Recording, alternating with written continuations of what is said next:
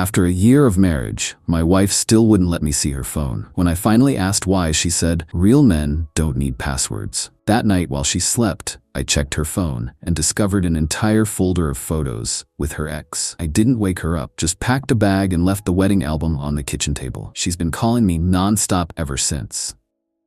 Before we start, I just want to say thank you for being here.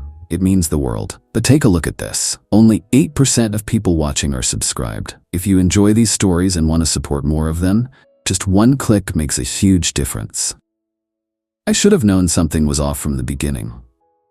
When I met Olivia at my cousin's wedding 2 years ago, she was charming, vivacious, and constantly checking her phone.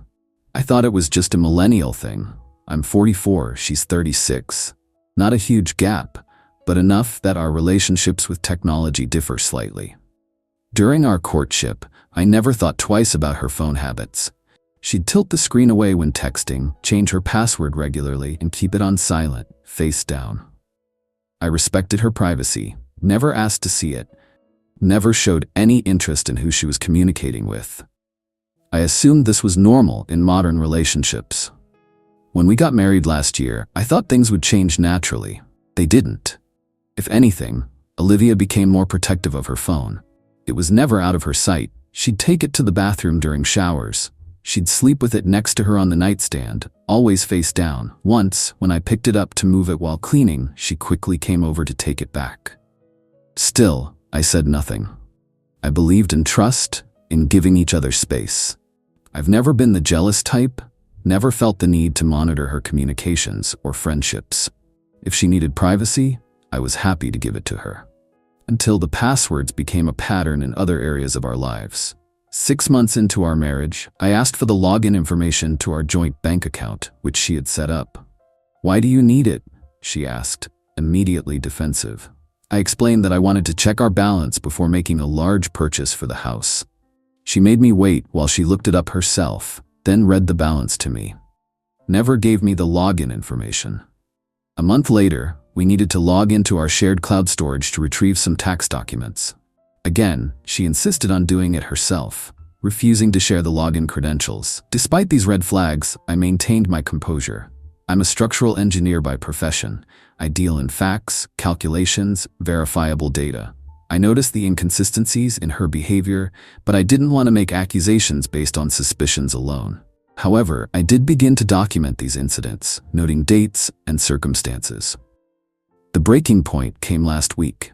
My brother had been in a serious car accident, and I'd left my phone at home while rushing to the hospital. When I realized this, I asked to borrow Olivia's phone to call my sister for an update. "Just use the hospital phone," she said, her hand instinctively covering her device. "It's long distance," I explained. "Please, it'll just take a minute." She reluctantly handed it over. But only after quickly closing several apps, I saw her do this, and warning me not to snoop around. That night, after confirming my brother would recover, I finally asked the question that had been building for months. "Why won't you ever let me see your phone, or share any passwords with me?" She didn't look up from her screen. "I believe in privacy in relationships, even from your husband, even for shared accounts." She sighed dramatically, as if I was being unreasonable. "God, Marcus, real men don't need passwords. Real men trust their wives without invading their privacy." The words landed like a slap. Not because they hurt, but because of their practiced delivery. As if she'd used this line before, as if it was a prepared defense. I didn't press further that evening, but her words replayed in my mind as I tried to sleep. Real men don't need passwords. It wasn't about trust anymore. It was about manipulation. After careful consideration, and recognizing that our state is a no-fault divorce state, meaning evidence of infidelity wouldn't significantly impact proceedings, I decided I needed to know what I was dealing with. The fact that I didn't have access to our jointly owned accounts was concerning enough from a financial safety perspective. The next morning, I hired a private investigator to follow Olivia, explaining my concerns about potential infidelity and financial manipulation. While this was an expensive route, it felt more legally sound than attempting to access her private device without permission. Within a week, the PI had gathered substantial evidence. Olivia was indeed meeting regularly with her ex-boyfriend Ryan, who was separated from his wife, but not yet divorced. They had been seen entering hotels together during times Olivia had claimed to be at work conferences. The PI also documented them using my car, which explained the unexplained mileage I'd noticed recently. Most concerning, the PI managed to photograph them reviewing documents together in a coffee shop.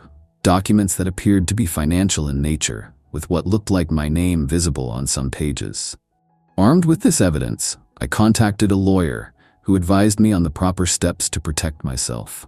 With legal guidance, I did the following. 1. Requested and received login information for all joint financial accounts from our bank directly. As a joint account holder, I had every legal right to this information. 2. Documented that significant sums had been transferred from our joint account to an account I didn't recognize, approximately $2,000 monthly for the past 6 months. 3. With my lawyer present, I accessed these records and discovered Olivia had been diverting funds to a separate account in her name only. Following my lawyer's advice, I did not immediately confront Olivia. Instead, 1. Secured copies of all financial records. 2. Withdrew exactly half of the remaining joint funds to a new account in my name only, leaving detailed documentation of this transaction with my lawyer. 3. Secured my personal belongings and important documents. 4. Arranged temporary housing. On the day I planned to leave, I waited until Olivia left for her Pilates class. I left our wedding album on the kitchen table, open to a photo of us exchanging vows. On it, I placed my house key and a letter from my lawyer outlining that I was initiating divorce proceedings based on financial impropriety, with evidence of the diverted funds. I noted that I would be staying at a hotel temporarily, and all further communication should go through my attorney, whose contact information was provided. I checked into a hotel across town. By noon, my phone started blowing up with calls from Olivia. I didn't answer. Text messages followed. Where are you? Why did you take your things? What's going on? Call me right now. Each message more desperate than the last, but none acknowledging what she'd done. By evening, the tone had changed. Please come home so we can talk. Whatever you think you know, you're wrong. I can explain everything. Please don't do this to us. I maintained my silence, following my lawyer's advice to avoid any communications that could be used against me later. The next day, my lawyer confirmed he'd contacted Olivia with formal notice of divorce proceedings, citing financial misconduct and including evidence of the diverted funds. That's when her messages became frantic. How dare you spy on me?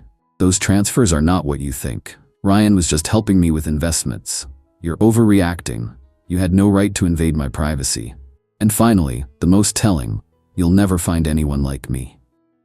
On that point at least, we agreed.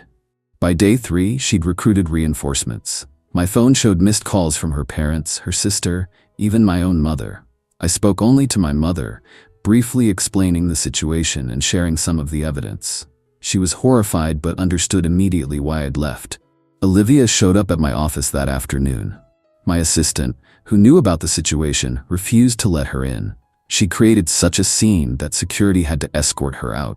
My coworkers witnessed the entire spectacle, her screaming that I was acting crazy and throwing away our marriage over nothing. That evening, I finally broke my silence with a single text. Contact will now be through our respective attorneys only. Her response was immediate. You're making a huge mistake. I was helping Ryan through his divorce. The money was just a loan. I almost laughed at the absurdity, the desperate lie. I didn't respond. On day 5, a large flower arrangement arrived at my office with a card pleading for a second chance. I donated the flowers to a nearby nursing home. On day 7, her father called, offering to mediate the situation. I politely declined, explaining that the evidence was unambiguous. Olivia made her choice. I told him, I'm simply protecting myself at this point. The most unexpected development came on day 10. Ryan's estranged wife, Angel, contacted me through my lawyer. She'd discovered the affair from her end and wanted to share information. We met in my lawyer's office to ensure everything was properly documented. Two strangers united by betrayal and shared what we knew. Turns out, Ryan and Olivia had reconnected 2 years ago, around the time Olivia and I were getting serious. They had been involved throughout my courtship and marriage to Olivia. Angela showed me text messages from Ryan's phone, which she had legal access to as it was a family plan in her name, where they discussed me, mocking my obliviousness, laughing about how I accepted Olivia's excuses without question. "He's so trusting, it's almost sad," Olivia had written. "Real men don't need passwords." Ryan had replied with a laughing emoji, an inside joke between them at my expense. "It's been 2 weeks now. The divorce proceedings are moving forward." Olivia has switched tactics from begging to threats, from threats to bargaining. Her latest offer, delivered through her attorney, she'll return the diverted funds if I promise not to share the real reason for our divorce with friends and family. She's worried about her reputation, about people discovering who she really is. I refused, not out of spite, but out of principle. I won't lie about what happened, won't manufacture a more palatable story to protect the woman who spent a year lying to my face. If she wanted privacy, she should have behaved privately.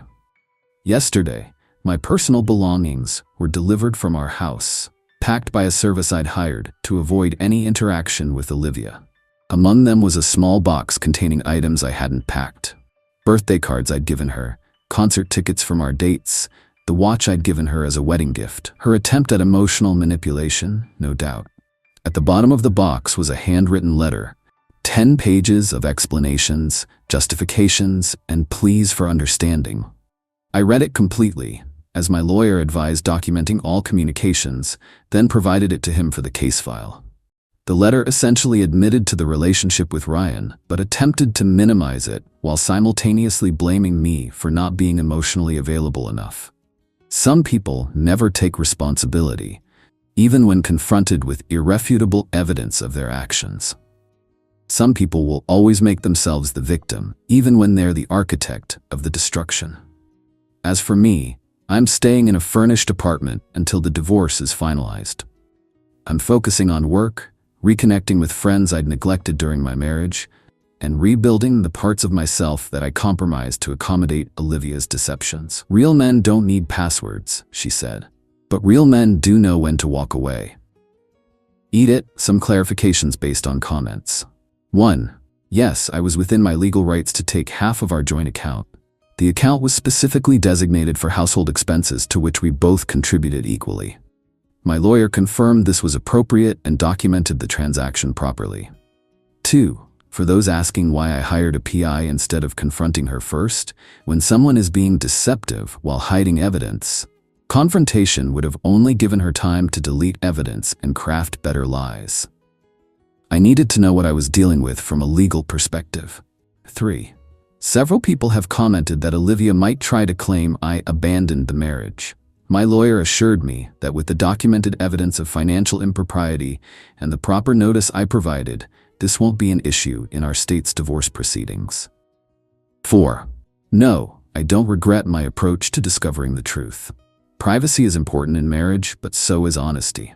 When one partner is clearly hiding something consequential to the relationship and diverting shared finances, it becomes a legal as well as personal issue. 5. Angela and I are not dating, for those who asked. We've met twice in legal settings to share information relevant to our respective divorces. That's it. Update. 1 month later, the divorce process continues, but the emotional storm has somewhat calmed. Olivia has finally stopped trying to contact me directly and is working through her lawyer, as she should have been doing all along. An unexpected development.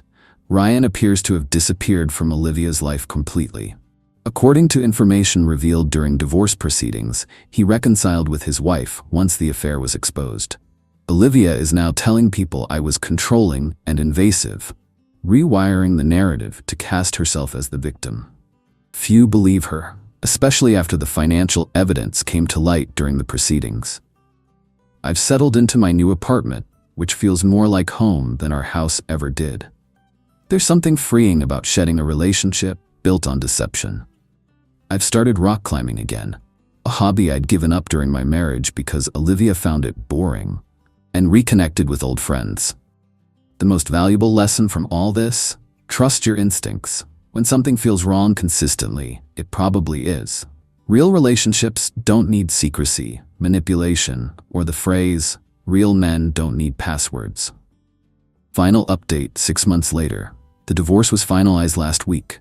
In the end, Olivia was ordered to return the diverted funds plus interest, and we divided our remaining assets according to state law. I've learned that she and Ryan briefly got back together after his wife filed for divorce, but it didn't last. According to mutual friends, he left her for someone else. Poetic justice, perhaps. As for me, I've purchased a cabin by the lake, something I'd always wanted but Olivia had dismissed as too rustic. I split my time between there and my city apartment. Work is going well. I was promoted to senior project manager last month. I've started dating again, cautiously. The woman I'm seeing now, a wildlife photographer I met on a hiking trail, handed me her phone on our third date to show me pictures she'd taken.